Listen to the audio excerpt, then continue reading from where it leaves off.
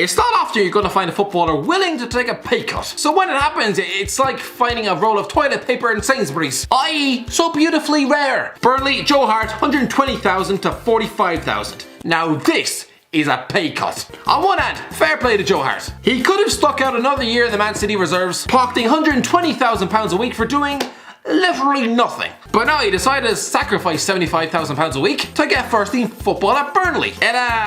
It's just a bit awkward, you can't even do that. Christ, when he's stuck collecting dust on the bench at Turf Moor, with a front row seat to his England rival destroying his career on a weekly basis, yeah, he probably just wishes he'd stayed put. Everton, Wayne Rooney, 300,000 to 150,000. It kind of shows how much money Wayne Rooney was earning that he could afford a 50% pay cut, foregoing wages of £150,000 a week, and still be Everton's highest earning player of all time. I know Rooney was a top player, but £300,000 a week for kicking a piece of leather around a pitch? This man could literally afford to buy African countries with his salary. I can barely buy fucking toilet paper. And yes, that is the 4th time I've referenced it, but I'm a bit touchy, okay? I haven't wiped it in 6 days. For the love of God, stop hoarding the rolls. I'm having to use my own pillowcases.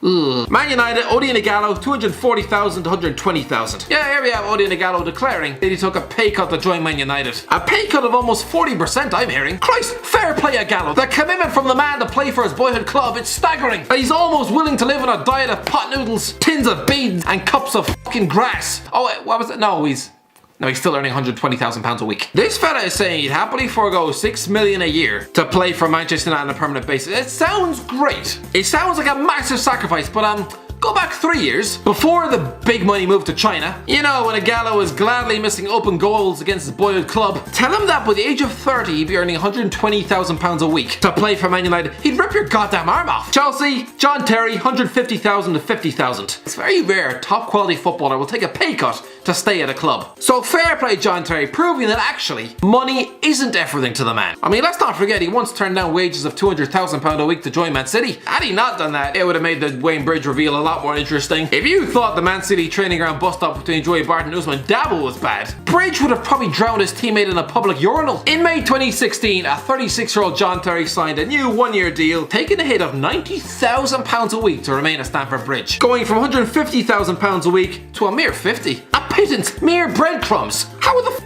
is he supposed to buy toilet paper with that? Considering he stuck around to lift a 5th Premier League title, it was probably a worthy sacrifice that he had to wipe his arse with cereal boxes. Tottenham, Emmanuel Adebayor, 175,000 to 100,000. Yeah, it seems a bit strange that Emmanuel Adebayor would feature in a video about pay cuts. It's like seeing Rebel Wilson bringing out a fitness DVD. Anyway, yeah, back in 2012, the Togo centre forward left a mammoth £175,000 a week contract at Man City to pick up a measly 100k at Spurs. I'm still convinced he only did this to further piss off the Arsenal fans. Watford, Danny Welbeck, 100,000 to 45,000. Well, this is pretty simple. Contrary to insane reports, Danny Welbeck is only pocketing £45,000 a week to rot in the Watford treatment room, alright? Not these crazy 9-figure sums bandied around by the media. It's a drop of £55,000 a week from his contract at Arsenal. Liverpool, Alex Oxlade-Chamberlain, 180,000 to 120,000. This one just shocks me, and you know what?